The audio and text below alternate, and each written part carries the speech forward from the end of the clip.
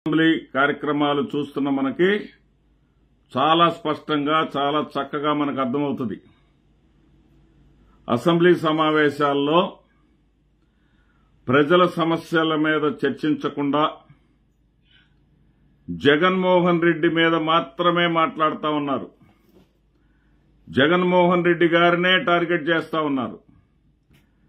జగన్మోహన్ రెడ్డి నిన్న కొలికిపూడి శ్రీనివాసరావు 11 అంకె మీద వివరాలు ఇచ్చాడు. ఆ గణాంకాలని 11 మొత్తం కూడితే 11 అంటూ జగన్మోహన్ రెడ్డి గారి గురించి మాట్లాడాడు. అతను ముగించుకొని కూర్చునేటటువంటి సమయంలో స్పీకర్ స్థానంలో ఉన్నటువంటి డిప్యూటీ స్పీకర్ రఘురామకృష్ణరాజు గారు తెలుగులో గాని తీసుకుంటే మీ పేరులో కూడా 11 అక్షరాలే ఉన్నాయి. కొలికిపూడి శ్రీనివాసరావు 5, 6, 11 ఇట్లా 11 జపం నిన్నంతా చేశారు. వాళ్ళు చేసినటువంటి జపం ఎందుకోసం చేశారంటే ఈ రోజున ఫీజు 4 కోసం ఆయన యువత పోరు పేరుతోటి పిలుపునిచ్చాడు జగన్మోహన్ రెడ్డి గారు. అయితే అసెంబ్లీ వేదికగా అబద్దాలు కూడా చెప్పారు. ఒక్క ఉద్యోగం ఇయ్యనటువంటి తన హయాంలో ఒక్క ఉద్యోగం ఇయ్యనటువంటి జగన్మోహన్ రెడ్డి గారు ఈ రోజున ఉద్యోగాల కోసం యువత పోరంటూ పెట్టడం హాస్యాస్పదంగా ఉందని సభ్యులు చెప్పారు. ప్రజలకు నిజాలు తెలుసు కదా.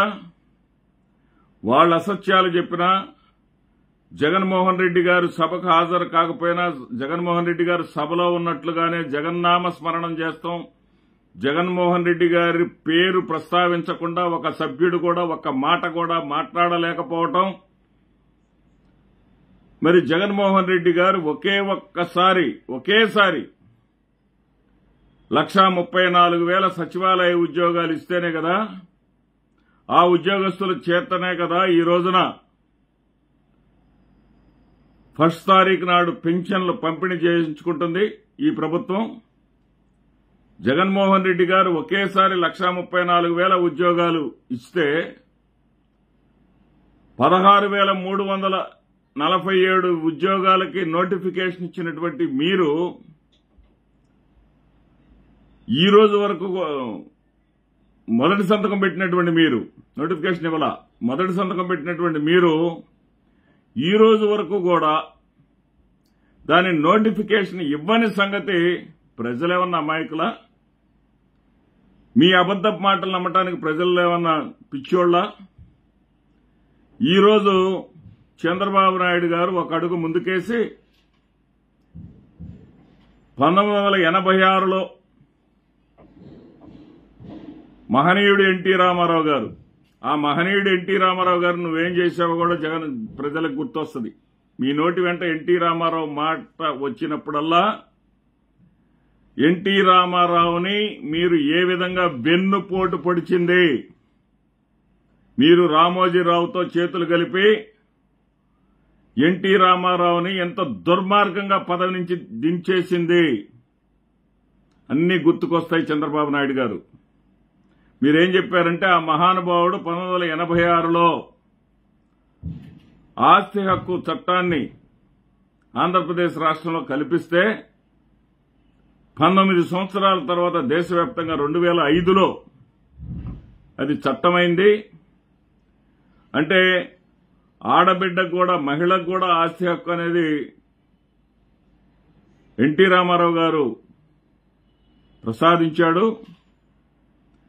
ఈ రోజున ఈ సభలో ఉన్నటువంటి మాజీ ముఖ్యమంత్రిగా ఉన్నటువంటి వ్యక్తి,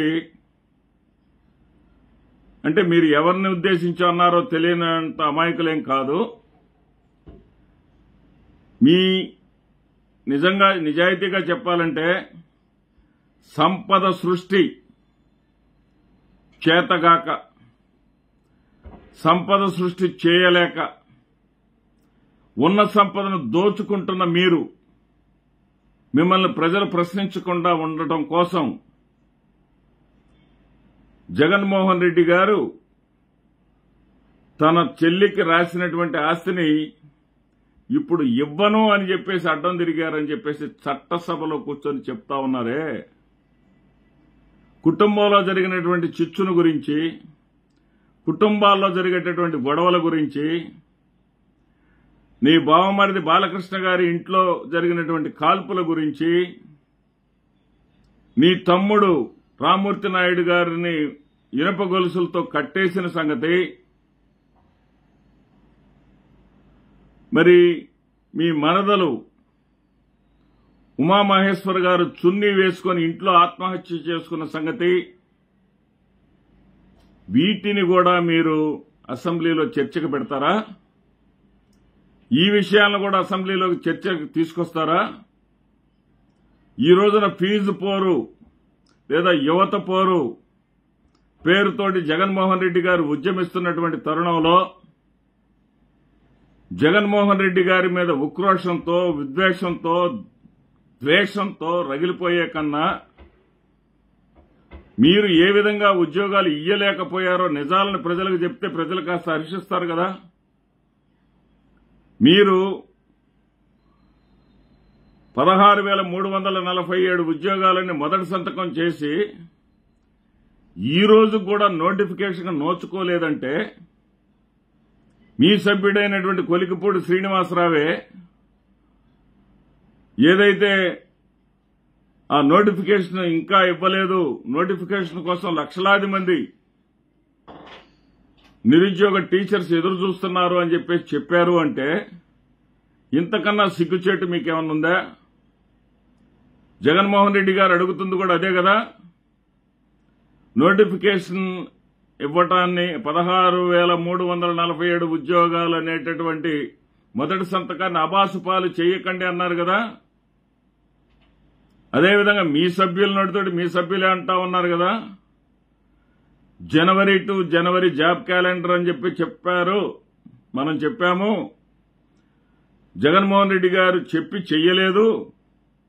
ఆయన చేశాడో చెయ్యలేదో, ఆయన ఎన్ని ఉద్యోగాలు ఇచ్చాడో ఎన్ని ఇవ్వలేదో, మీరు ఇచ్చినటువంటి ఉద్యోగాలు కేవలం ప్రభుత్వ ఉద్యోగాలు కేవలం 34,000 ఉద్యోగాలు మాత్రమేనని, జగన్మోహన్ రెడ్డి గారు వచ్చిన తర్వాత 2,10,000కు పైగా ప్రభుత్వ ఉద్యోగుల సంఖ్య పెరగటం ప్రజలందరికీ తెలుసు.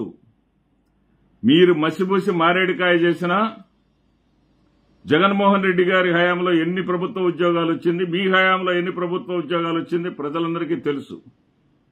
కానీ జగన్మోహన్ రెడ్డి గారి నామస్మరణ చేయటం ఏదైతే ఉందో, జగన్మోహన్ రెడ్డి గారి కుటుంబాన్ని బయటకు లాగటం ఏదైతే ఉందో, జగన్మోహన్ రెడ్డి గారు తల్లికి చెల్లికి ఇచ్చినటువంటి ఆస్తిని మళ్లీ ఇవ్వనని అడ్డం తిరిగారు అని అన్నారే.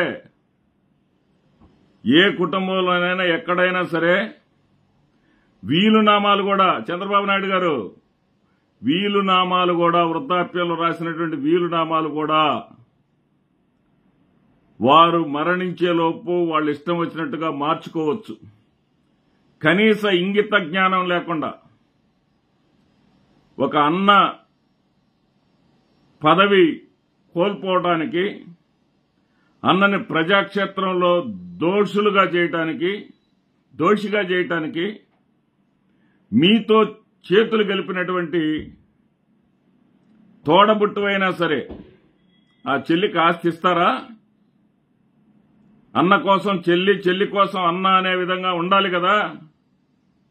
అట్లా లేకుండా ఆస్తి కోసం బజారున పడి అన్నని ప్రజల్లో చులకన చేసి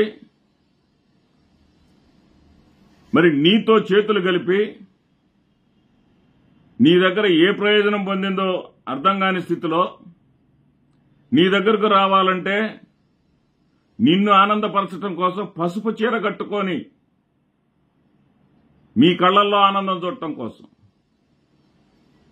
మీ పార్టీ రంగైనటువంటి పసుపు రంగు చీర కట్టుకొని మీ దగ్గరకు వస్తా ఉంటే కూడా ఆమెకు కూడా ఆస్తిలో భాగం ఇస్తారా? ఆమెకు ఆస్తిలో భాగం ఇస్తామని వెనక్కి తీసుకున్నారు జగన్మోహన్ రెడ్డి గారు అనే విషయాన్ని శాసనసభలో చర్చించాల్సినటువంటి అంశం అది.